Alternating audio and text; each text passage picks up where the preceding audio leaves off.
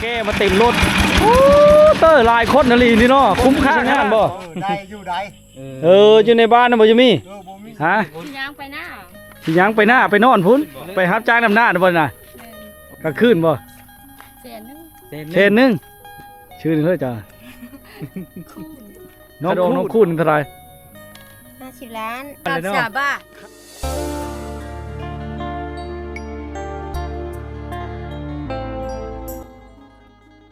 การเดินทางในมื้อนี้ก็ย่ำแรงๆทุกคนเดินทางเข้าสู่หมู่บ้านผาสงีมเนาะถึงบ่เคยเดินทางไปจักเทื่อนี่ก็ได้เข้าสู่หมู่บ้านลึกลับเช่นเก่าเช่นเคยเนาะหมู่บ้านติดกับผาสงีมเขาก็เลยเอิ้นชื่อบ้านผาสงีมทุกคนโอ้รถไถเขาเจ้ามาเต็มคันรถนะทุกคนเนี่ย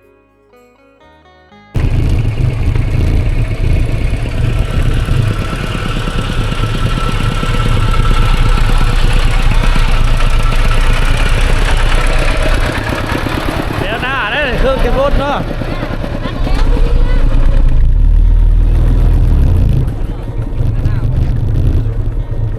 เข้าบ้านผาชะงีมนี่ไกลบ่ไกลกว่าบ้านมีแต่ไกลไปเลยขึ้นโน่นก็ฮอดแล้วอะไรล่ะให้หน้าตะกาน่ะมาจะเลี้ยงงูป่ะเจ้าน่ะนั่นแล้วอยู่พักพาเนาะป้าเนาะพักพาเนาะเดี๋ยวเดินทางก็ไปต่อพี่น้องค่ำเลยเนาะหมู่บ้านลึกลับผาชะงีมพี่น้องบ้านผาชะงีมเนาะเมืองเชฟท่องแขขโมนไฟฟ้าตะเมนเขาจะดิ้งเข้าแบบนี้อะไรทุกคนการเดินทางในวันนี้ก็เพื่อนำภาพพ่อแม่พี่น้องมาติดตามรับชมแล้วก็เก็บเอาภาพบรรยากาศงามๆธรรมชาติบนภูเขามาฝากมาตอนอยู่ในชนบทที่ห่างไกลหมู่บ้านนี่ก็เป็นหมู่บ้านหนึ่งที่เข้าไปแล้วชุดเลยพี่น้องตัดขาดจากโลกภายนอกเนาะมีแต่ทางไปให้ไปหน้าเขาเจ้าต่อไปกันเนาะจะบ่มีลัดไปบ้านนั้นบ้านนี้อีกเลยทุกคนบ่ไกลไปเลยนะแต่บ้านผาคาดไปเนาะเฮาก็ได้โอกาสมาอีกครั้งมื้อนี้ก็ได้เดินทางมากับทีมงานเช่นเก่าเช่นเคยเนาะเดินทางไกลนี่แบบนี้แหละพี่น้องเอ้ยผจญภัยไปเรื่อยๆบางบ่อนก็ทางยากบางบ่อนก็ทางขี้โตขี้ตมเป็นทางแดงธรรมดาเนาะเช่นทางชนบทจะเป็นแบบนี้แหละทุกคนไปเฮามาติดตามรับชมนำกันมันคือความสุขของแต่ละบุคคลพี่น้องถ้าเฮาได้ไปสัมผัสตัวจริงแล้วมันมีความสุขไปอีกแบบถึงจะเมื่อยเนาะแต่ก็คักและก็ชุดที่ประทับใจนะนี่มาฮอดบ้านกับเจ้าแล้วบ้านผาสงีมนะทุกคนนะตามการทักถามน่าจะแม่นเลยทุกคนเลยมาฮอดมาถึงแล้วเนาะนี่แหละทุกคนบ้านลึกลับแต่เก่าเนาะ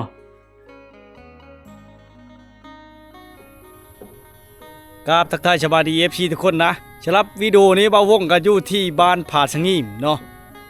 เมืองไชบุท่องแขวงคำมูลพาพี่น้องมาติดตามชมภาพบรรยากาศแล้วก็วิถีชาวบ้านน้ำยามแรงทุกคนเนาะมาฮอดมาถึงกันช่วงเขาเจ้ามาแต่ให้แต่หน้าคนเลยแล้วอะไรทำให้น้ำหน้านะยังไม่ทันแล้วเนาะเป็นหมู่บ้านลึกลับพี่น้องชุดในหมู่บ้านนี่ติดกับภูเขาที่สวยงามได้ทุกคนเลยการชันจรก็จะออกไปใช้หมู่บ้านผาฮาดหรือผาสงีมเนาะเขาเอิ้นนั่นดินะทุกคนนะอันนี้จะเป็นบ้านชุดทางอ้อนี่ทุกคนเลยนี่พวกเท่าในเราอยู่นี่เขาตำแก้วปกอยู่นะจากบัวเขาเอ็ดกินอย่างนี้เป็นเสาไม้ดั้งเดิมตะกี้ป้อง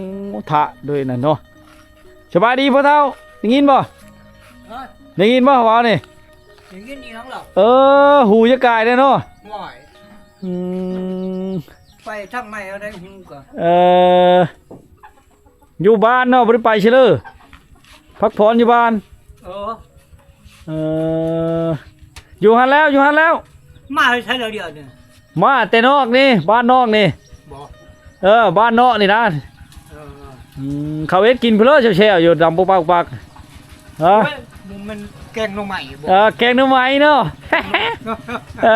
แกงหน่อไม้โอ้ยเข้าใจหลายๆพระเท่าเอ้ยโอ้เจ้ามาแต่หน้าแต่ให้พี่น้องโอ้ยามนี่มุ่งไปในฝนตกดีกับพวกเขานี่ทุกคนรถไถหน้าเนาะเข้าใจอะไรเด้อพระเท่าเด้อเข้าใจเดี๋ยวเที่ยวชมหมู่บ้านกันทุกคนเนาะบรรยากาศเป็นบ้านที่สงบได้ ตามกันสักถามจากบ้านภายนอกก็มีเพียงแต่14หลังคาเฮือนทุกคนเนาะ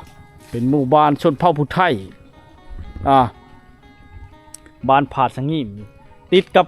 ภูเขาติดกับผานะทุกคนบ้านนี้เนาะเป็นบ้านที่ราบเพียงดี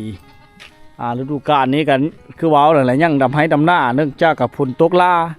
ทุกคนเลยเป็นหมู่บ้านที่สงบเนาะได้เดี๋ยวเราเที่ยวส้มกันเลยทุกคนเลยยังอาบน้ำอยู่เฮิร์ดเลยนะเนาะบ่ได้นั่นเนาะผู้จงชัยเขาไปนอนหน้าเมื่อทุกคนมิดชมอยอยู่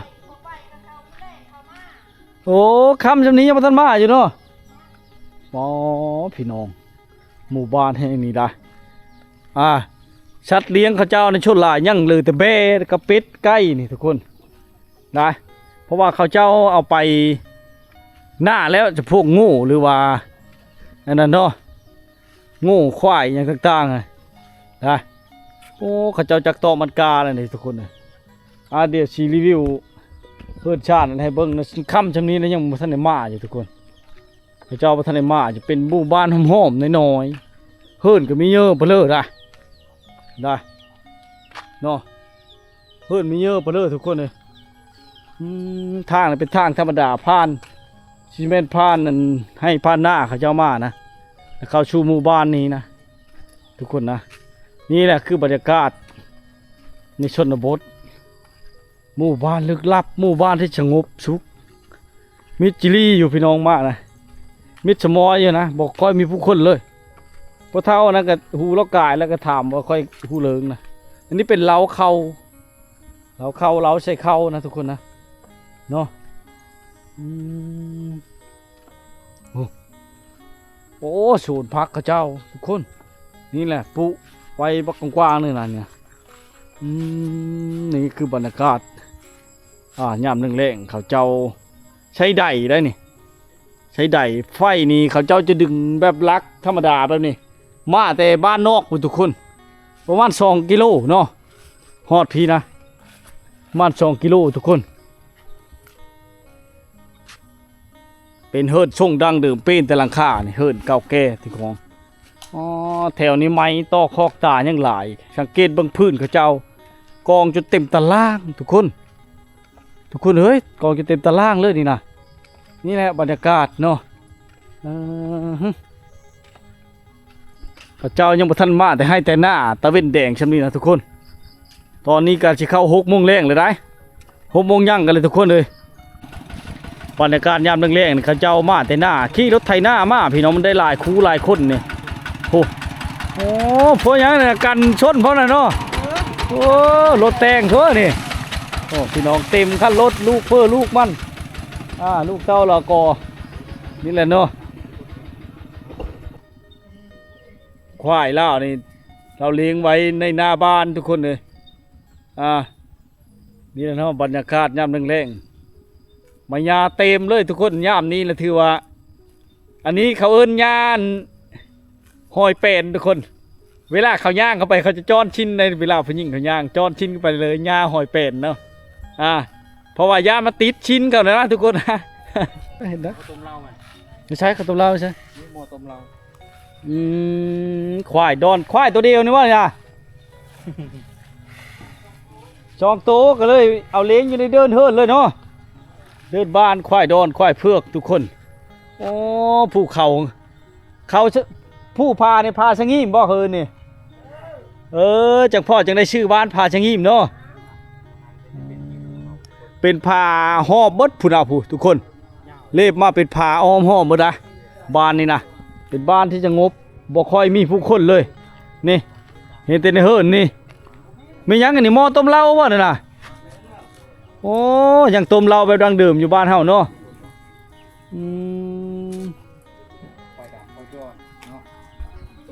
ทำให้ย่ามหน้าย่ามโหย่ามโสนทุกคนช่วงลายเขาเจ้าจะเอาคันนึงเป็น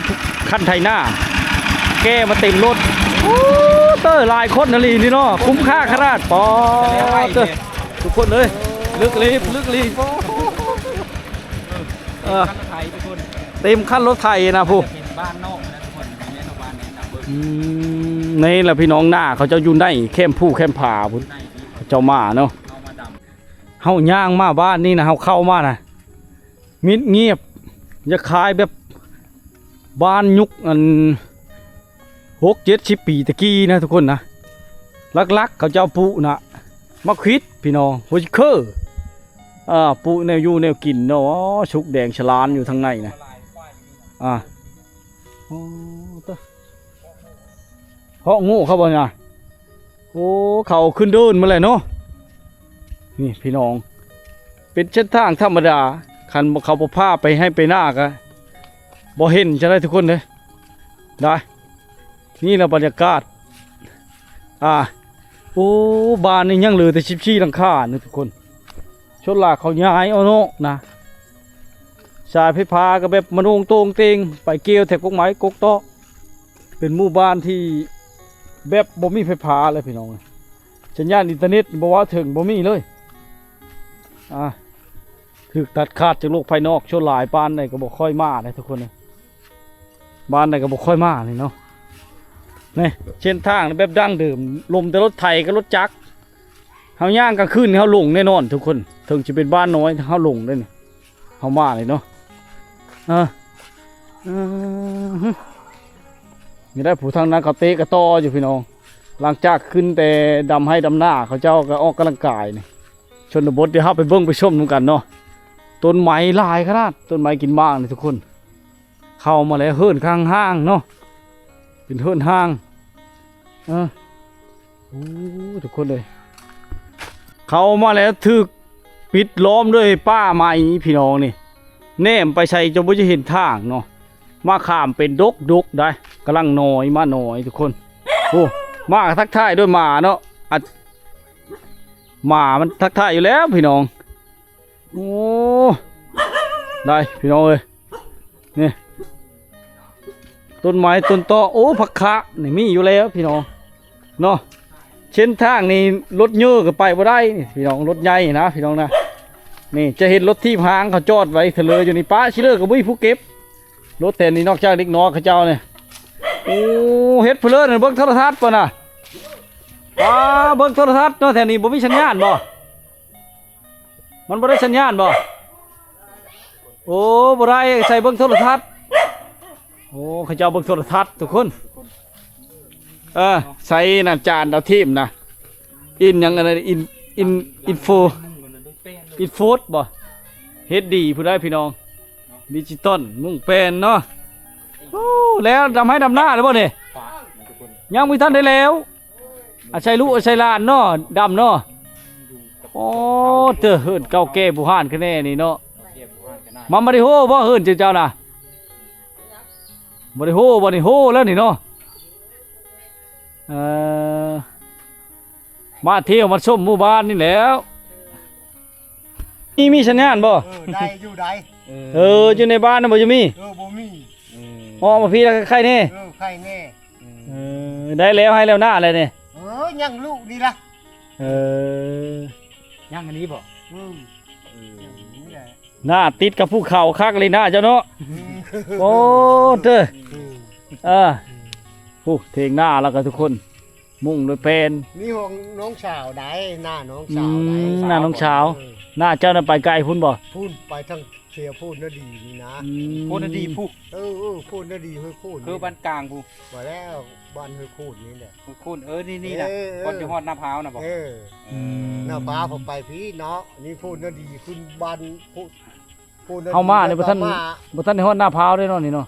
หน้าพร้าวกายแล้วมากายเลยบ่มาฮอดบ้านฝากเชียงอิ่มแล้วมันได้ทางเวเฮาไปบ่มันพูดดีนี่แล้วทางเวไปสมบูรณ์โอ้ไปชื่อดงนคำก็โอ้ไปพ้นเลยแหละทางเส้นนั้นก็ได้บนชี้แยกบ้านน้ำพร้าวมันบ่บนหานไปน้ำบ่ท่วมทางบ่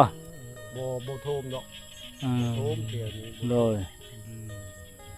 มีเคยไปจักถือเส้นทางเท่านั้นเคยไปแถวนี้แหละเคยไปเคยมาอยู่เก่าบ่ใช้สัญญาณอยู่พี่น่ะอันนี้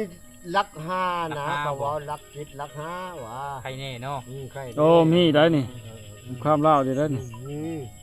มีความเล่าอยู่ตอนนั้นเขาใช้ลักเก้าโนบันพระพาดลักเก้าก็ได้อยู่เที่ยวคุณเที่ยว เดี๋ยวโนทางกูเนาะ โนไปเพิ่นพุ่นเลยได้ อันนี้ผ่าไปเลยเขาเอิ้นผ่าไปเลยนี่ พาชะนีม ผ่าสงี ผาชะงีมโอ้เป็นที่ตั้งของหมู่บ้านเลยเนาะ ตั้งเป็นชื่อบ้านเลย ตั้งเป็นชื่อบ้านเลย บ้านนี้ตั้งตั้งแต่หึงหนึ่งเลยเนาะ หึงแหละบ้านนี้ บ้านดึกดำบรรพ์เก่าแก่เนาะ บางคนนั่นผู้เลอแบบหน้าอยู่ตรงนั้นก็ย้ายเอาพุ้นเนาะ ก็บ่มีได้หน้าเขาอยู่ทางพุ่นก็มาพี่เบิดแล้วเลิกเขาโยโอชื่อทางว่านะความเจริญ เอ็ดเด้อใช่เนาะ อืม มันหายักชอกคูหำเฮียนไปคนเฮาเนาะเนาะน้ำนี่คือสิขับฝนตกเลยคือสิอั้งได้ดีแท้นี่เนาะ ได้อยู่ มันบ่มีชายห้วยบ่แคมผาแคมหยังนี่นะ มีแต่ห้องทำห้องหิว เด็กน้อยชื่อ เนาะอันห้องใหญ่คือมันใส่น้ำทํน้ำหูน้ำเหี่ยวไปได้นั้นล่ะ บัดจักหน้อยนี่งามได้เขาแท้นี่เนาะแม่นบ่ เทียมคุ้มเลยเนาะ ก็ หน้าง าม ตีนผู้ตีนผางามได้เขาอ่ะ งามอยู่บัวดอกบ่งามก็พอได้คนกับคนอยู่พอคาดนี่ล่ะ เออ บ้านดี ขึ้นกับ เดียว บ้านพระคาดนี่บ่นี่ก็ผาชะงีมเป็นชื่อเนาะต้นตำรับผาชะงีมนะพี่น้อง แต่เก้า แบบแต่เฮาบ้านราชนาแล้วมันขึ้นกับน้ำมะเกือเป็นน้ำมะเกือ ชามบ้านเฮ็ดบ้านเดียวนั่นก็ เดี๋ยวนี้เดี๋ยวเพิ่นจัด เป็นบ้านน้ำมะเกือแล้ว ก็เก้ากับนายบ้าน ปกติกันบ้านนาชินา เนาะ เดี๋ยวนี้นะเฮาก็บ้านประคาด เอ เล อย เฮากับพอคาดแล้ว ก็ว่าคุ้มแล้วเขาบ่ป้าอยู่คุ้มพอจะงีมนะ คุ้มไปสิเนาะ เอ็ดคุ้มไม่ซื้อบ้านกึกเมืองนอนสิพอคาดนั่นแหละนี่ทงไหหน้ากินเนี่ยโป่งมาพ่อแม่เนาะป้ามากอ่ะ โอ้ยเว้าปติพะแลหาดินหาดอนแต่กี้เนาะมันหมายได้เด้อแต่เก่าเดี๋ยวนี้สิบ่ได้เลย บ่ได้แล้ว เดี๋ยวนี้หายากเลยเดี๋ยวนี้สมัย หายากเลย ถ้าเบิ่งเวลาครับเวลาถ่ายมันได้ดีจังได้ดีจัง นี่แหละทุกคนแถวนี้จะเป็นเขตนอกเลยนะบ้านนี่แต่เก่าบ้านกว้างอยู่ทุกคน แต่ว่าเขาเจ้าย้ายออกไปอยู่ทางใหญ่พุ่นไอ้เธอบ้านนี่สมออยู่นะช่วงหนึงก็จะกลายเป็นบ้านหางแล้วเนาะทุกคนเนาะเฮ็ดให้เงียบสงบกับมันชัญญาณมันจะดีอยู่นี่นะลงทุ่งหน้าพุ่นจังได้ชัญญาณนะทุกคนเป็นห้างๆเลยนะพี่น้องนี่ก็เขาย้ายเอาแล้วนี่บ้างนี่ คือทางนี่ เนาะเขาม้างมาเลยทุกคนเลยนี่ไม้ต้องคอกตาเขาตัดมาเลย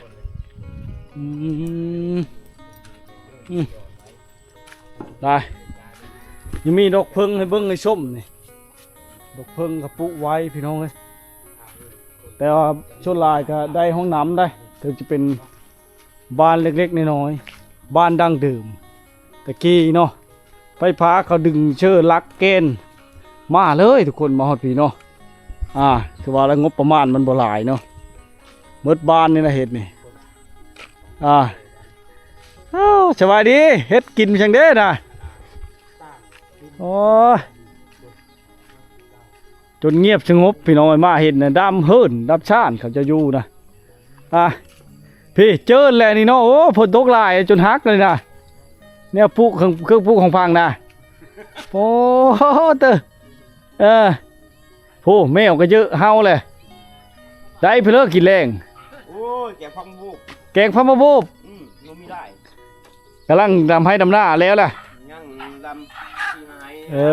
จอกชะมือกันแล้วเนาะคือสิแล้วเลยเดิ กูอยากมันก็แล้ว ได้ลูกได้หลานลาไปแล้วไว้เขาบ่ได้จ้างกันบ่ใช่แท้เนี่ย อย่างเดียว จ้างคือกันนะจ้างกันขึ้นนะ ยังคืน แป๊กขนาดบาทเจ้านี่เนาะ เป็นโมงเลิกเจ็ดโมง อ่า ขาย 7 โมงลุยรถว่ามันสิฮอดได้นี่7 โมงนี่ แล้ว 7 โมงลุยชีวิตเข้าการเชน1โลด แกนึง จ่ายมื้อโลดเตอไปวุ่นๆเนาะมันบ่จะนอนบ่ ยากอยู่แล้วมันการจำเป็น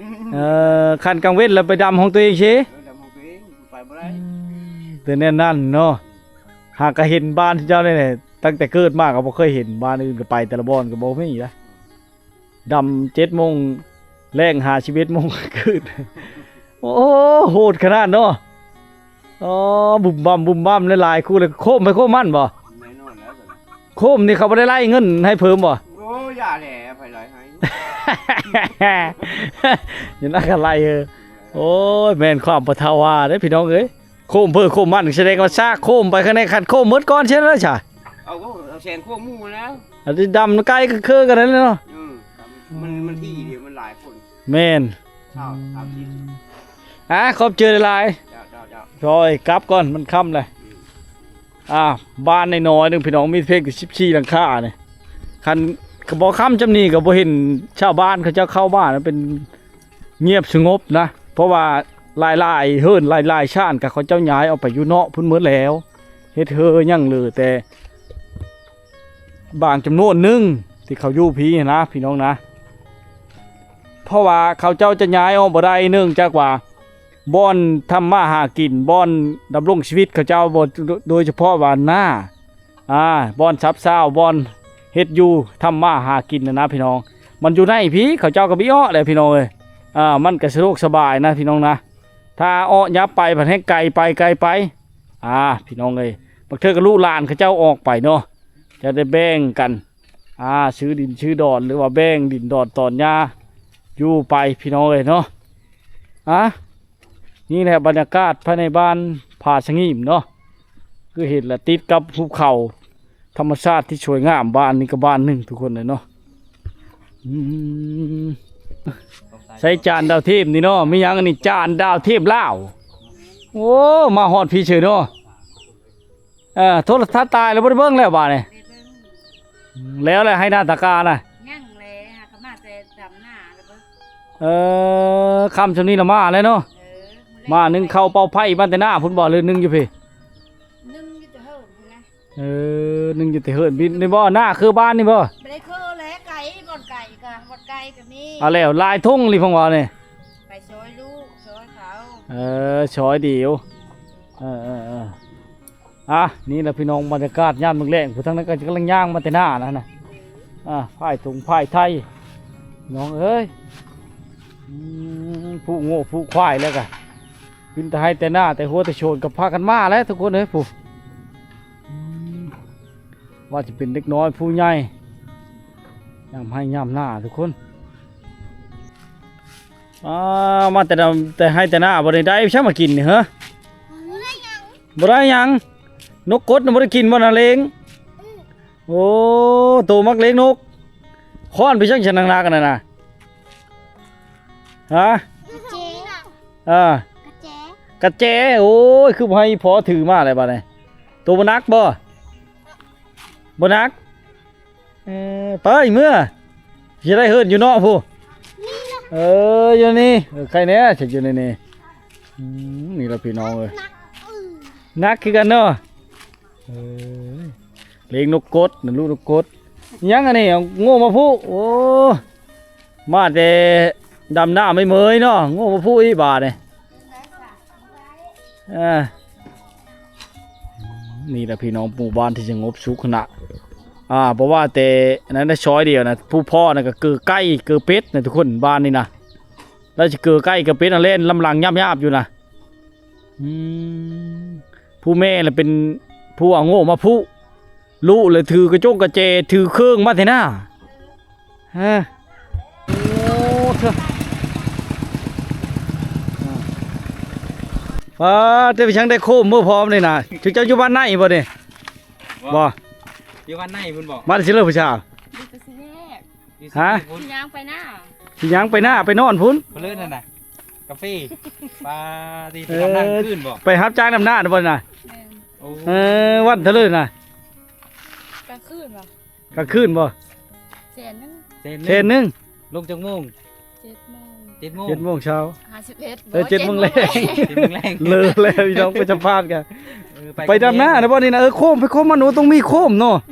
เอาผู้หญิงผมมันดำอะไรแบบนี้ เตอช่างเป็นเขาบ่ได้ไล่เฮาบ่ค่ายโคมนะ บ่ ชื่อนึงเลิศผู้ชาย พี่น้องบอก ชื่อนึงเลิศผู้ชายชื่อนึงเลิศจ้า คู่ น้องคูณโอ้ มาเจอผู้สาวย่ำคำไม่เลยทุกคน เดี๋ยวชายามคำตอนค่ำยังเห็น กำลังจะไปดำหน้าเนาะ ดำหน้าพี่น้องบ่หรือว่าหน้าเองอ่ะ พี่น้องแม่ พี่น้องแน่ พี่น้องแน่ต่างช้อยเดียวรู้ชาวจะบ่น่ะ บ่ลูกชาวหรือหลานชาว พี่สาว ลูกสาว แป้งมากระดองแท้นี่นะ ไม่ได้เปลี่ยนก็เลยเอาจะได้หลายได้เงิน จะได้หลายเนาะ เท่าไหร่50 ล้านโห เออ 50 ล้านคำชาวบ้านบ่ 3 บาท คำ3 บาทบาทโทษลูกชาว คือมีขี่รถไป ค่าเขาอะไปค่าเขาโยลูกสาวลาสาม ลูกชาวลาและเพลง เพง โอ้เว้าไม่ดูกระดองเท่าไหร่ก็กระดองน้องคุณเท่าไหร่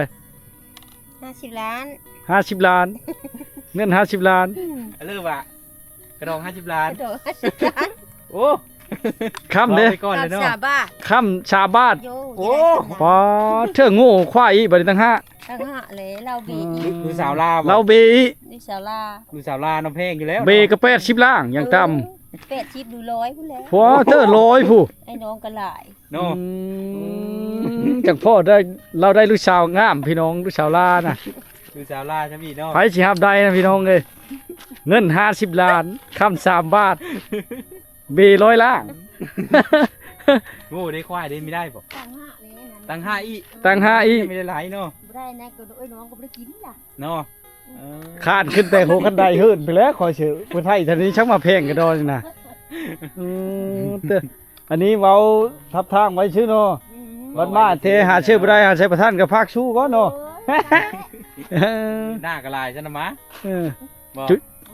ชุนเจ้าแล้วล่ะหน้าชุนเจ้าน่ะโอ้ยชุดทางไปเลยคู่ขึ้นเลยบัดนี้เนาะผู้ชาวผู้บ่าวหลายเด้อเนาะไปเด้อฉันเอากลับไปก็ได้อย่าบ่มีโคมได้ยืมน้องคุณก่อนนะ ได้บ่ บ่มื้อก็ยันจะชุ่มมื้อนี้เนาะ นอนพี่แล้วบ่ นอนไปแล้วเห็นผู้ชาวงามเลยอดบ่ได้แล้วพี่น้องเอ้ย จำคำเลย หายันจะชูขะดงบ่ไหวได้50 ล้านคำ3 บาท เขาเจอหลายเด้อน้องคุณเด้อเจ้าอยู่บ้านเนาะนี่เนาะเจ้าเนาะ แม่ เอ เฮิร์น อ ที่แถวเลิกเฮิร์นน่ะ บูเนี่ยบ่ มีหูเนี่ย บ่เนี่ยบ่ ทุกเข้มทาง มีแต่ว่าเฮ็ดน้องคุณที่ใส่แล้วมามื้อหน้านี่เห็นแล้วเนาะ บ้านพาคาดแม่นบ่บ้านนอกน่ะเขาเป็นบ้าน ในชี้แยกนี่บ่ว่าเนี่ย แม่ที่ หลังที่มีต้นไม้บ่ ต้นไม้ใหญ่ๆหั่นแหละ หลังที่มีต้นไม้ใหญ่ๆโยมีหลายเด้อต้นไม้ใหญ่กัน ต้นไม้ใหญ่มันลายได้ หาทุกหลัง พุ่นแล้วก็แม่นเลยล่ะ อืม มันมีลายแล้วเนาะแถวนี้เนาะเฮิร์นน้อยๆนึงหาทุกหลังเห็นโลดแล้วหน้านี่ไม่ได้ไปใช่เลยติ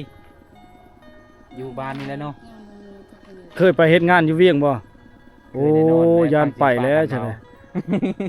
ฟังเสียงป้ากันเว้านี่เคยแน่นอนได้ไปเวียงแน่นอนได้ บ่ทันได้เคยช้างครอบครัวที่จังโชดที่นี่ว่าเนี่ยโอ้จากพ่อไม่เท่าจังเอาขะดองลายเลยเนาะเกี่ยวไม่ท่าแล้วก็ลูกชาวลาให้เชียบได้ทุกคนเนาะพี่น้องภายในต่างประเทศนี่ ขะดองชาวบ้านแล้วก็พาจะงิมหรือพาคาดเนาะ พาคาดหรือพาหาด พคเนาะเอาเขาเจอลายๆ เขาเจอลายเด้อให้สภาพอารมณ์ไปขอให้ กำลังไปดำหน้า ได้ไว ขึ้น เงินดำหน้าก็ได้ ทุกคนดุและขยันนี่ไปกับ ทั้ง แม่ ดุทั้งขยันไปกับแม่คันมีผู้บ่าวไปนำผู้บ่าวเนาะอันนี้ยังบ่ทันมี อ่ะทุกคนสำหรับวิดีโอนี้เนาะบ่าววงก็จะได้ชิดชุดเพลงเท่านี้นะมีเนี่ยที่ชมได้เลิกกะทักทายคอมเมนต์กันเข้ามาได้เนาะหรือว่าบ้านใดเมืองใดอยากให้ไปเที่ยวไปชมไปหาไปชมบรรยากาศหมู่บ้านกันทักทายเข้ามาได้พี่น้องเอ้ยถ้าได้โอกาสทางก็ไปเนาะถ้าได้เงินค่าน้ำมันเดินทางหาเงินได้แล้วก็ไปทุกคนมักเที่ยวมักชมในชนบทเนาะเรื่องขอขอบใจหลายๆที่ชลาเวลามีค่ามาติตาหาชมเนาะสำหรับวิดีโอนี้ก็พระวงกับชีชิชุดเพลงเท่านี้นะเดี๋ยวติดตามพี่ต่อไปกันแล้วกันเนาะบ้านต่อไปขอขอบใจหลายๆพี่น้องเอ้ย